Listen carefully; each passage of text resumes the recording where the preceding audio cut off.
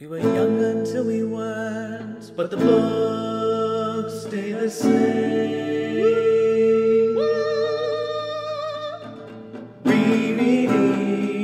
Rereading our favorite books.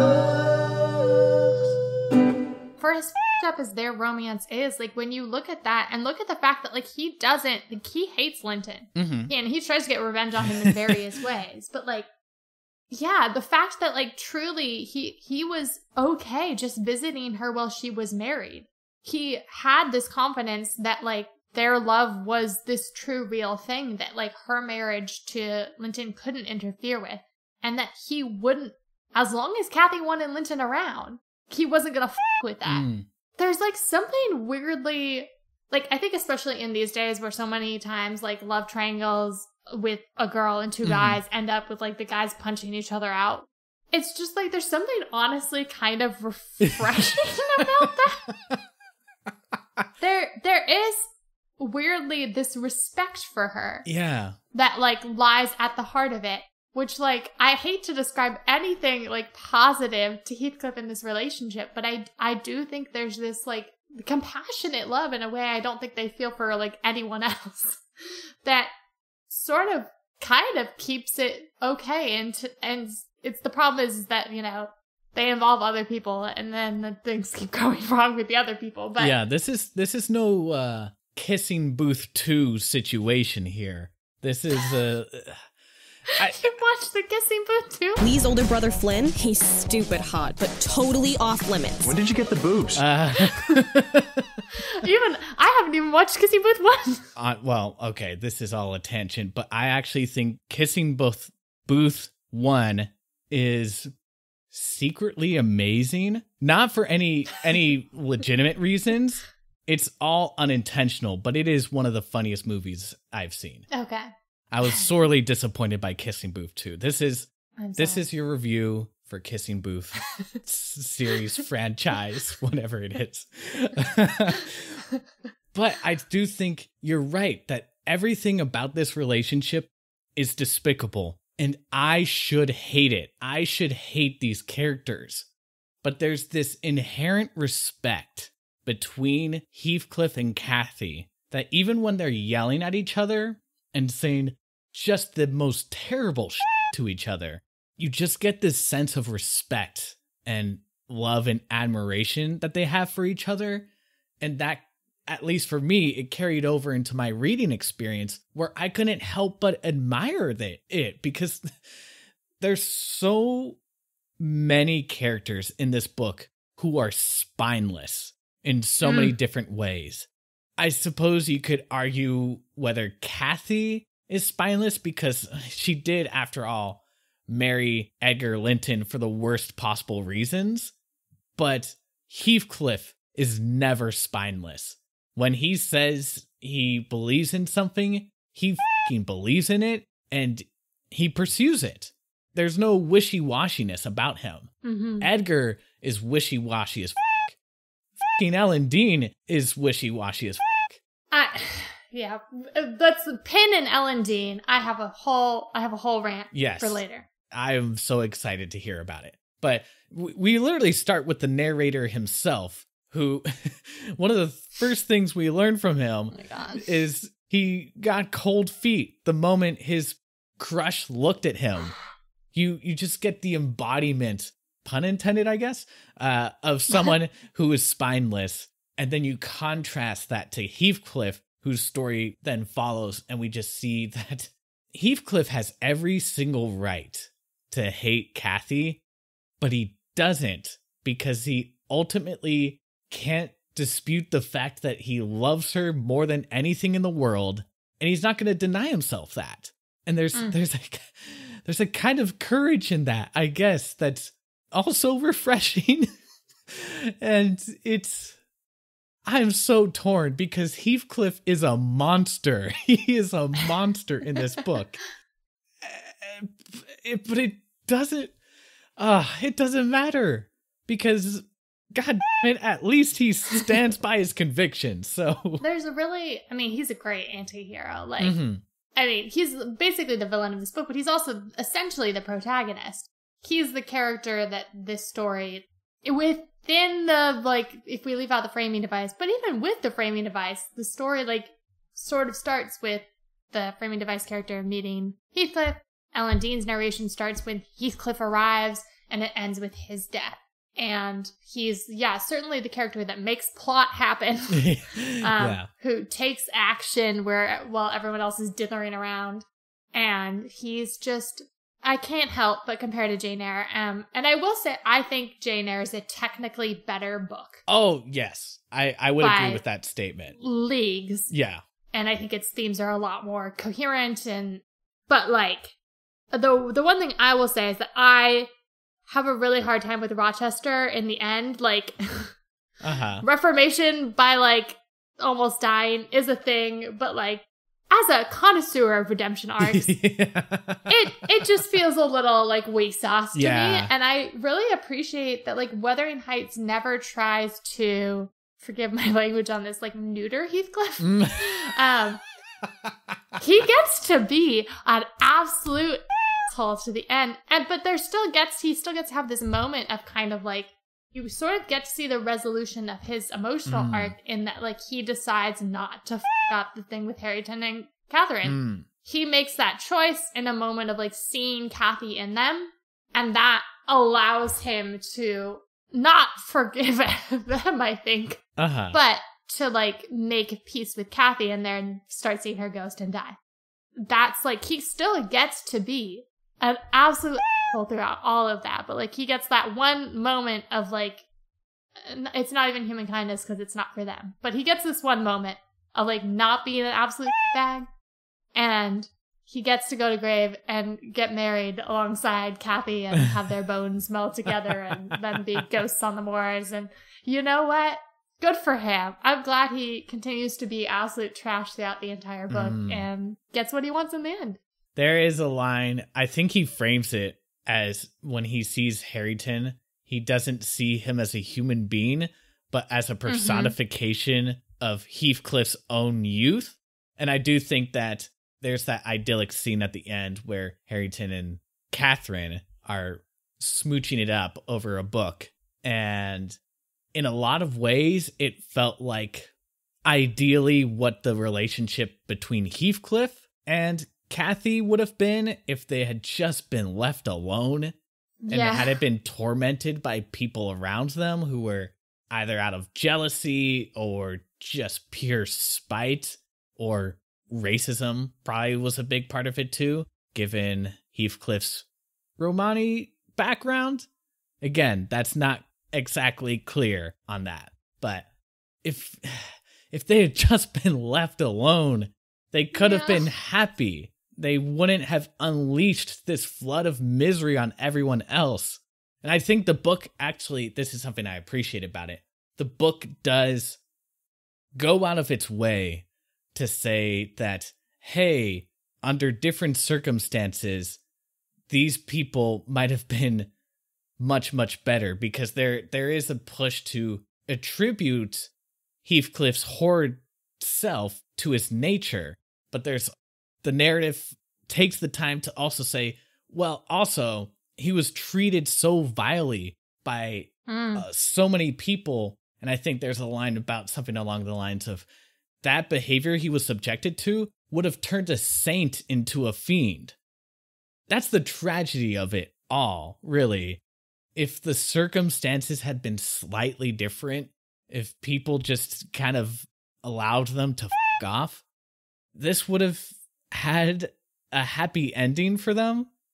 I mean, I guess they would still kind of see this as a happy ending, being buried next to each other and haunting the moors, because they are those kind of people. But it would have been slightly happier, I suppose. Well, they wouldn't have f***ed up so many other people's lives. And they really do. And the next generation is an interesting replay. Heathcliff even admits it. He deliberately manufactures Harrington to be him. And then Harrington ends up essentially in the same situation of, like, losing Catherine to Linton. But he also gets the girl in the end. And there's, like, is some really interesting things done with the doubling of the second generation to the first generation. But at least in my opinion, I think this is where the book really kind of falls down. I think the section that is the Kathy Heathcliff youth section is by far the strongest part of the book.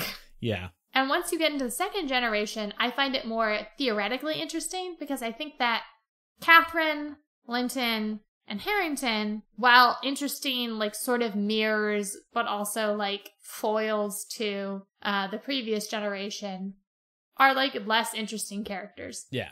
And certainly the relationship between them, like when Harrington and Catherine get together, it's just kind of like, okay.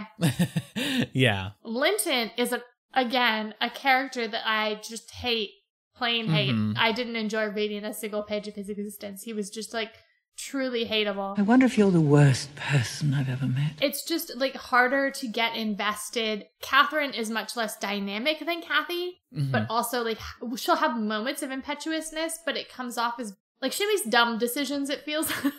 Yeah. Not that Kathy didn't, but like there's an interesting difference in that because they're trying to portray her, or Emily's trying to make her come off as a sweeter, better person. Her bad decisions somehow look worse. Because when Kathy's making trash decisions, you're like, yeah, go off, girl. You're trash. When Catherine's making bad decisions, you're like, oh, that was stupid. You should know that. Have you not learned? You know, so it's a weird kind of like double standard where because she's a quote unquote better, as in like morally better character, we expect her to make better decisions and are more irritated when she doesn't. I think I struggle because like I'm so theoretically, intellectually interested in this idea of like the two generations and all of that.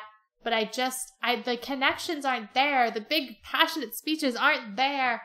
The characters just really feel like they're, and I mean, to be fair, they are being orchestrated like puppets by Heathcliff in the narrative. But like, whereas Heathcliff and Kathy feel like so natural and right, and they feel very dynamic in their own right, the second generation feels much more like a narrative device that's happening. Yeah. So, yeah, I definitely struggled with the second half of the book. It's so nice to hear you complain about these characters in a way that I'm always complaining about characters where they're narrative devices. That's satisfying. They feel very one note. Linton, not Edgar Linton, but Linton the kid, his character is a hypochondriac on steroids, basically. Catherine is headstrong but nice, and that's about it. And then Harrington is illiterate. And that's just kind of all the character from him that we really see until the end. I guess we see a little bit more of who he is like. But even then, it's just, it almost feels cheap. It feels what you were saying with the Rochester kind of scenario. Harrington goes from illiterate, violent boy to gentleman seemingly overnight. And I guess even within the narrative, it's only been like 6 months or something like that. And it just feels so unearned. And Ellen just dismisses it as like, oh, well, it was just part of Harrington's nature. He was just always a born and bred gentleman at heart. And once he was free from the corrupting influence of Heathcliff, he could emerge his true self. He's getting handsome. It just takes a little effort. Just a little elbow grease. Which also feels like bullshit, because the book had spent so much time up to this point arguing the impact of circumstances on people. And then in this one case, it's saying like, well, the circumstances don't matter anymore. And it's like, okay, buddy. Yeah.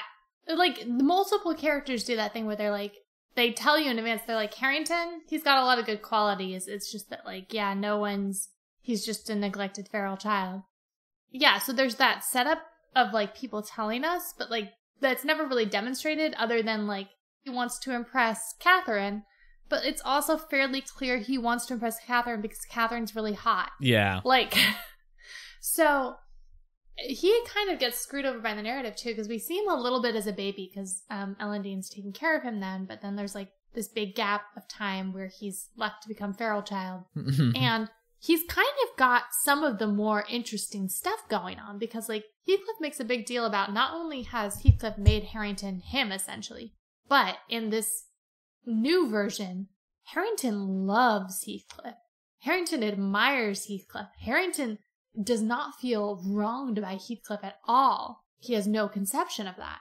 And when Heathcliff dies, Harrington grieves. That's the whole thing. So it's like, God, that would be really fascinating to have gotten more of and really seen the relationship between them and why Harrington, prior to Heathcliff coming in, had been left with his alcoholic father who didn't care about him. At one point, like, almost dropped him off, like, down the stairs and killed him as a baby, which Harrington doesn't remember, I'm sure, but, like, you know, his dad sucks. So, like, it makes sense that Harrington would have, like, imprinted on Heathcliff like a little baby duckling.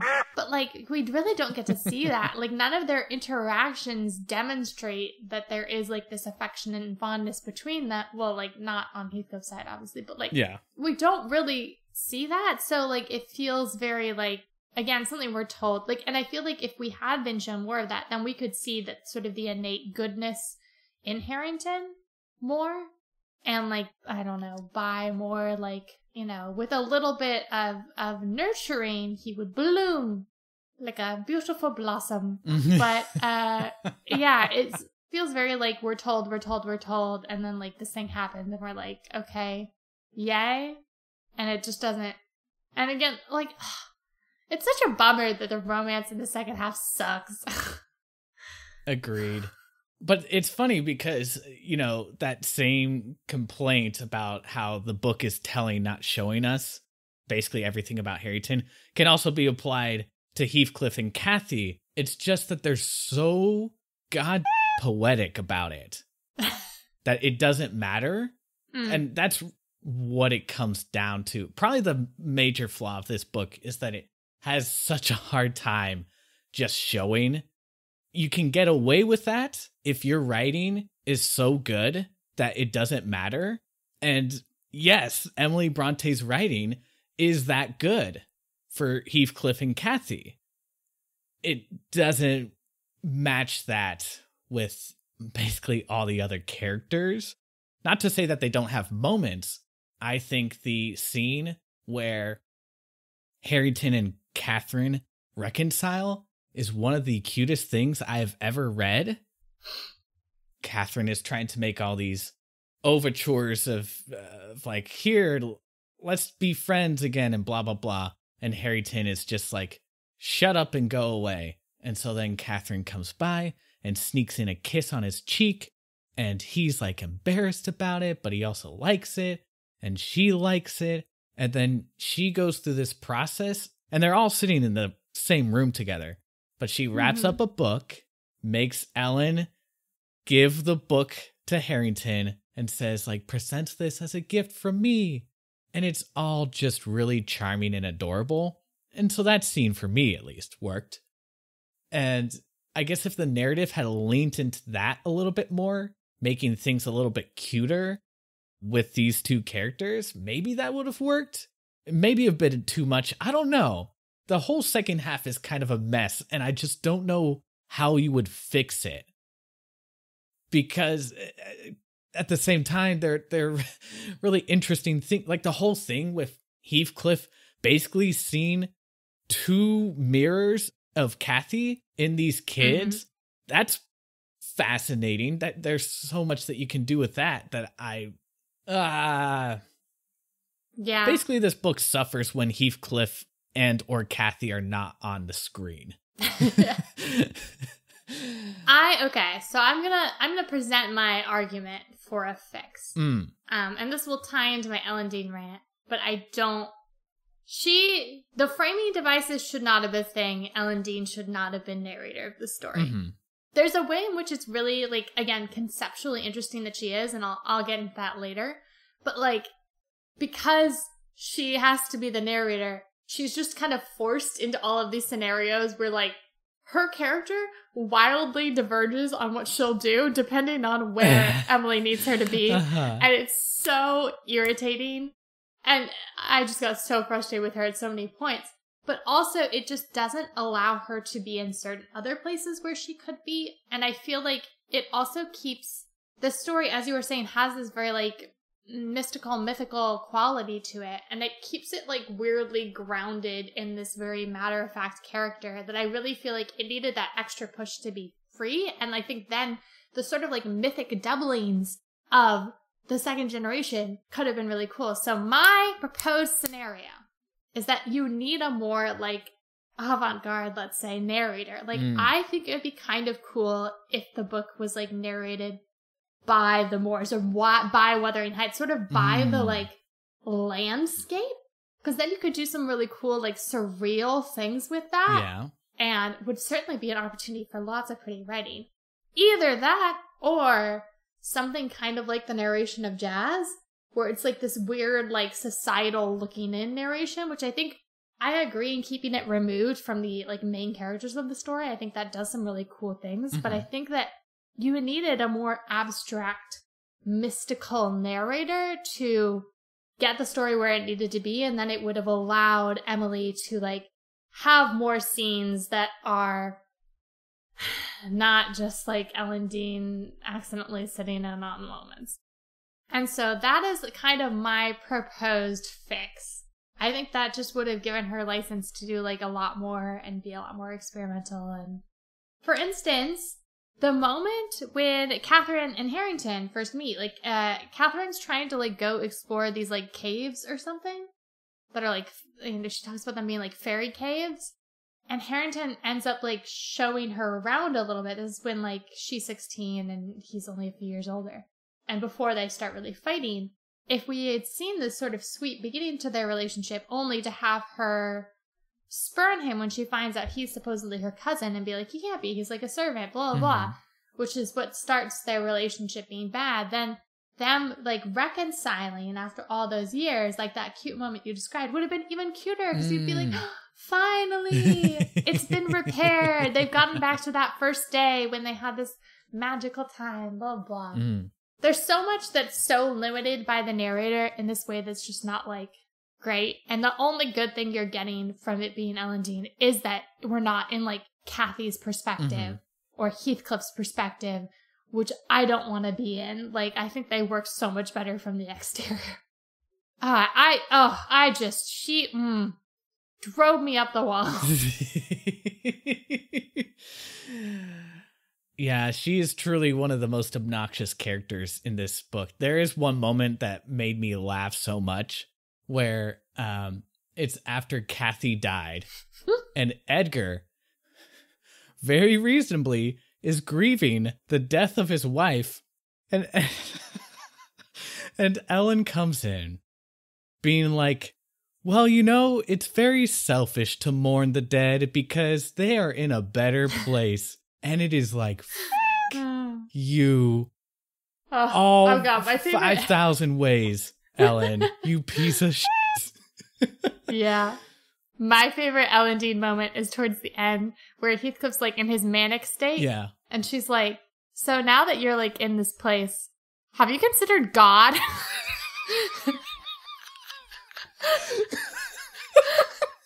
Like, maybe you should read a Bible. Oh my God. And Heathcliff has the best response to that. He's like, this reminds me that I need to make sure that I'm buried with Kathy. Yes. Like, I want. Yes. Oh, it's so good. It's beautiful because he actually doubles down because she's like, you need to repent. And he's like, I have nothing to repent for.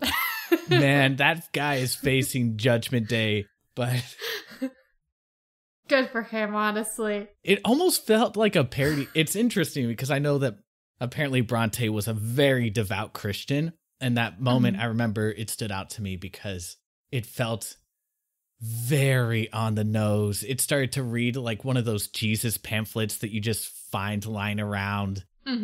They're just terrible pieces of writing. And that's what it felt like. And I wonder if she meant that.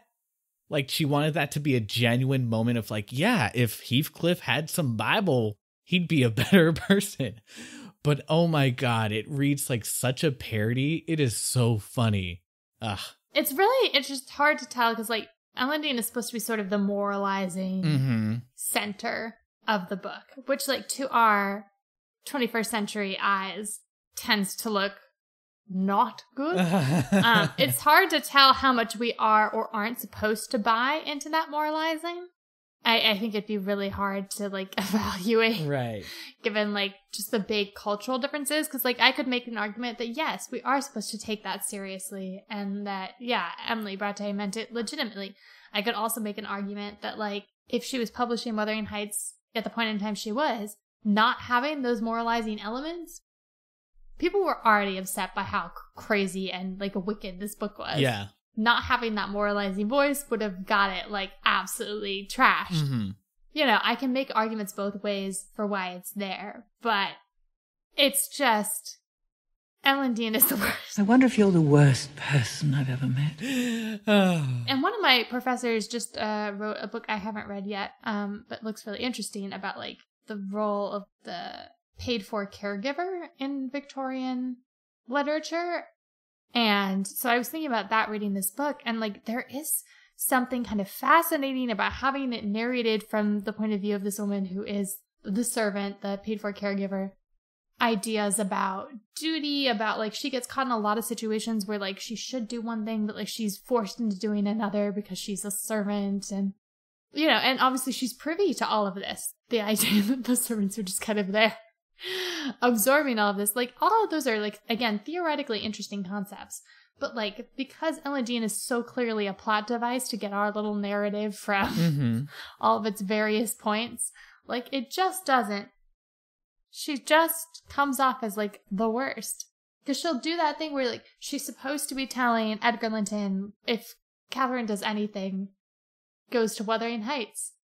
Sometimes she'll be like, I'm going to tell him immediately, and she'll do so. And then sometimes she's like, oh, I'll keep this secret from him and just burn the letters. It's, yeah, again, whatever Emily needs her to do. And sometimes that inconsistency works at a character level because, again, it plays into the whole unreliable narrator bit. But at times it's just so absurd. The lengths that Ellen will go to not divulge very relevant information to people who should know. It's unbelievable. And then she does tattletale enough times that no one should trust her. Right. But they all keep telling her things. I'm like, stop telling her things, guys. Well, I do want to say, I do like your idea. This radical avant-garde idea of it being narrated from the perspective of the landscape. I'm just curious because you are more knowledgeable about Victorian era stuff. Is there an example of that? Because when I first heard that, I'm like, oh, well, that's just not possible. That wouldn't have even existed as a concept back then. But I actually don't honestly know. I don't believe it would have existed as a concept back then either. I'm not saying this is like a historically like accurate recommendation I'm putting out there. Just that like if in terms of like looking at this piece of literature as a piece of literature removed from time period, I think it would have functioned better. There might have been, I think there was definitely poetry narrated from the perspective of the landscape. Because this is post-romantic, so I feel like they definitely did that as a thing. Obviously, nothing is coming to mind right now. But no, I don't think in terms of like an actual novel that would have been, at least not in anything I've experienced or touched on. I was going to say, in some ways it does feel very romantic, capital R romantic, in terms of its use of nature in embodying these characters, especially Heathcliff. But where I appreciate this versus the romantics is that the romantics romanticized nature to a degree that it's like, oh, it's clear you're all rich white people that have massive estates that you can just frolic in trimmed grass that's taken care of by your servants. the nature in this book is fucking nasty. Mm. So many characters either nearly die or do die as a result of being exposed to the elements.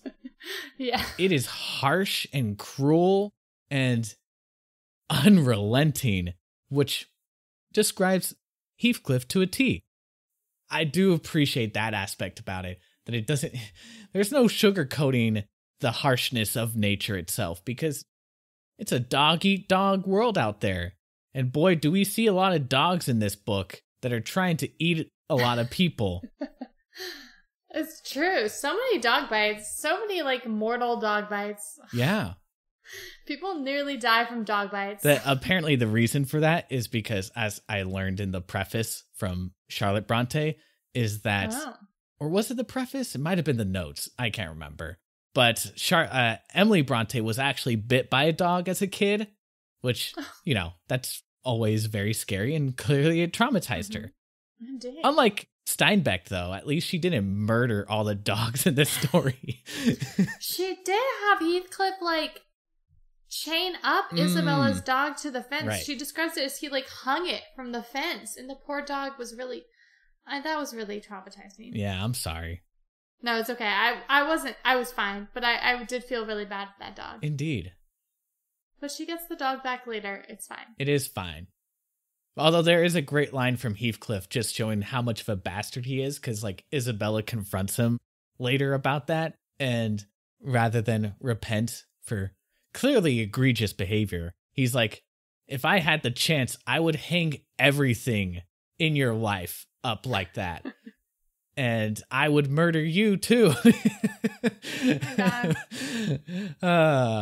Isabella, like I get, you know, the infatuation with the idea of what Heathcliff is. And I feel like, honestly, Emily Bronte was a little bit, like, she could see the future a little bit. She's like, there are going to be women who read this, or, you know, people that like men who read this, and they're going to be like, oh, I want a Heathcliff. Yeah. I want someone to love me that much. And she's like, all right, I'm going to give you Isabella, who thinks Heathcliff is a romantic hero from a novel, and I'm going to show you just how shittily he would treat you. But, like, it doesn't make it any easier when, like, Isabella still goes off and marries him after he, like, abuses her dog. Yeah, everything about that is bad. And it's also, like, Isabella is just, like, a weird... She's also moralizing, even though she's also terrible in her own way. Oh my god, the whole thing with, like, Hindley and the gun and her, which we didn't even touch on in the summary. But it's a wild scene. Yes. Okay, so bare bones, laying it out for the listeners. What happens is, essentially, when Isabella, for the little time Isabella is at Wuthering Heights post-marrying Heathcliff, Hindley is still alive, and he really wants to kill Heathcliff. I want him dead! He's also drunk, and he also keeps talking himself out of killing Heathcliff, and he's scared about it for whatever reasons. Isabella also really wants Heathcliff dead. I want him dead! Very understandably. Yeah. He's a very abusive husband to her. But, like, one day Hindley's like, all right, I'm going to do it. When he walks through the door, I'm going to shoot him. I'm going to shoot him. Mm-hmm. And Isabella's like, no, you cannot. Not because she, like, doesn't want Heathcliff dead, but just, like, anyhow, what ends up happening is that, like, she warns Heathcliff that Hindley's inside with a gun, and then is like, all right, I've done my part, and he decides to walk in and get shot. No skin off my back. Yeah. But, oh my god, and then the scene just keeps getting wilder, because then Heathcliff manages to break into the house. Hindley tries to shoot him, but misses, or something happens, and he, like, hurts himself.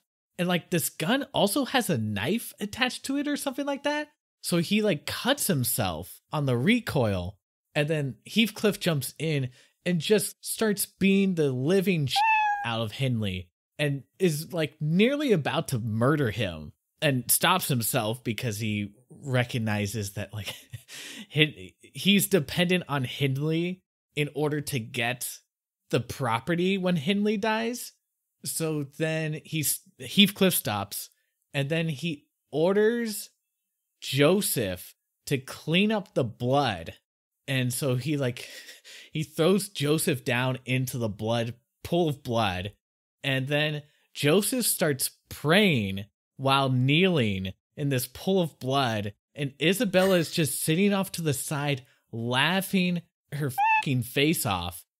What the fuck is this? So that's fun. Yeah. It's a crazy scene. And it's just like, Isabella, if you just let Hindley kill him, so many of your problems would have been solved. I know. Because I think, well, I don't know how things would have worked out in terms of like, Hindley was really in debt to Heathcliff. I don't know if that would have gotten just canceled out by Heathcliff dying, or if like then Isabella would have had the debt. In which case, like, then she could have, inherited Wuthering Heights. But yeah, anyhow, she's a weird character because, like, yeah, she does get very, like, moralize-y while she's there about, like, yeah, not wanting to murder Heathcliff. But on the other hand, she really wishes he was dead, which, like, I mean, is valid. I think that there are people out there who would not do murder or allow someone to be murdered, but would also be like, I wish they were dead. But that said, it just comes off very strange, like, in her particular situation. It's hard for me to say if that's a case where that inconsistency was intentional or not. And that also gets to the second half of this book, because that focuses very much on Heathcliff's revenge plot, which is ultimately that he would own both the properties and then just dismantle them, erase these families' names from the world. And it's weird because it feels like the book kind of loses track of itself, but in a way that kind of works with the thematic point of that section, that Heathcliff is so obsessed with revenge that he loses track of why he does anything. And in a way, he regains that vision by the end when he goes crazy and starts seeing Kathy's ghost everywhere. Mm-hmm. But you're right that it doesn't quite work. You see all the pieces there, and that's the frustrating bit, because I see it. And I guess that's the further tragedy of Emily Bronte, because it very much reads like a debut novel of someone who's a really strong writer, but all the pieces haven't quite fallen into place yet. And I'm just realizing we've been doing a lot of debut female writers novels this season. Very odd. But anyway, you see the pieces, you see where obviously you see the talent, and it's just not, it doesn't quite get there. On the strength alone of the first half of this book, like, I love this book, but the second half definitely is much more of a slog, if only because the characters are so much more annoying than the first half. Yeah, I give it 3 stars on Goodreads. I would have given the first part with Kathy and Heathcliff probably 5, but then I would have given the last bit like 2 or maybe 1. Yeah. Probably 2. It wasn't actual like horrible. It's just like I really didn't enjoy it. So I settled on a 3 as a middle ground for my middling feelings. Because the ending of the book kind of redeems itself, because then we get Heathcliff monologuing basically about Kathy. Yeah. Like, some of the best lines come at the very end. So, let's give Emily Bronte some credit here. She does finish strong. Yes. And she does. The final image is really haunting, but kind of sweet moment where the narrator, Lockwood, just travels to the graves of Heathcliff, Kathy, and Edgar. Go ahead. He said, I sought and soon discovered the 3 headstones on the slope next to the moor.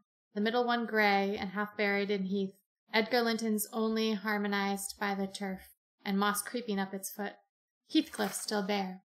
I lingered round them under that benign sky, watching the moths fluttering among the heath and harebells, and listened to the soft wind breathing through the grass, and wondered how anyone could ever imagine unquiet slumbers for the sleepers in that quiet earth. Gorgeous. Which is, of course, further proof that Lockwood is a narrator who's always wrong. Because Heathcliff and Kathy are absolutely haunting those moors. Yes, indeed. Although now I just remember it because to add to the legend of Heathcliff on his tombstone, because it only says Heathcliff and they don't know when he was born. So it only includes the date of his death. But that also gives it like a sense like, oh, he's kind of always been here. There's no definitive beginning date. This could be like a Tom Bombadil kind of situation. He's been around since the beginning. Yes, he's very, I mean, like we've been saying, very like supernatural, eerie figure in pretty much everything, including his tombstone. Boom. I'm a ghost. Is there anything else that you would like to discuss that we haven't really talked about? Any other big thoughts? Other than, it just really made me want to reread Twilight Eclipse. My associations are so strong. And that is my favorite Twilight book. Come at me, haters. Twilight is truly, well, it's something. Indeed. Don't expect literature if you want to read this book. It's a wild ride, but also don't expect Heathcliff to be a hero because he really is a bastard. I guess that's all I've got to say. Oh, wait. Oh, no. There's one thing I want to add. This is a stupid detail, but at the very beginning, Lockwood has this weird dream where he goes to church in this dream and it's Joseph sermonizing. And there's this whole thing about whatever. And then in like the middle of the dream, Lockwood gets up and yells at Joseph about how he's committed the unpardonable sin. And then Joseph's like, no, you committed the unpardonable sin. And then they're like, go get them, boys. And then everyone just starts fighting each other in the church. And it reminded me of the scene from Kingsman. Yeah. It does. I did think of that scene too. And actually, since we're on this, I will say my last note is that Joseph should serve as a good warning to any writer who wants to write in a dialect of why that might not work. I started just skipping anything he said because I legitimately just, like, it would take me too long to parse out what he was saying. Yes. And honestly, none of it was important anyways, so. The foibles of a debut writer. Because some people can write accents really well. Right. It's a very delicate process. Yeah. There's like good ways to like indicate an accent and like get a person to sort of hear that in their head. But if you go too hard into it, you end up with whatever Joseph is, which is just absolutely... It's illegible, basically. Yeah, I'm trying to like, let's see. Find an example. If I try and read it out loud, I think it will just be like offensive, honestly. I think it'd just be good to illustrate to people. Yes. Okay. I'm looking. God, he's all over the place, and why can't I find him now? Oh. Mun have my wage, and mun go. Bed aimed to de where I'd sarved for 60 year. I can keep going. It's not good. Heathcliff is good. Just read all the lines spoken by Heathcliff and Kathy, and you'll just get such a marvelous experience. Truly. Highly recommend, even if you don't want to read the book, go into the quotes section on Goodreads. Yes. Because there are some zingers. Or I guess read Twilight Eclipse, because that apparently copy and pasted from Goodreads. So there you go. All right. Yeah. Thank you so much for listening. Hope you had a good time. Like, comment, subscribe. Find us on Twitter, Tumblr, Instagram at Reread Podcast. Hooray. Buy books from our bookshop affiliate link. Let me get this right. You do this every time. bookshop.org/shop/reread podcast. It helps us. If you're buying books, don't buy them from Amazon. Support small bookstores and support small podcasts. Small podcasts, if you will. And yeah. Until next time. No idea what we're doing next time. We'll find out. But we'll see you then. Hasta la vista. Bye-bye. Walking through the high seas.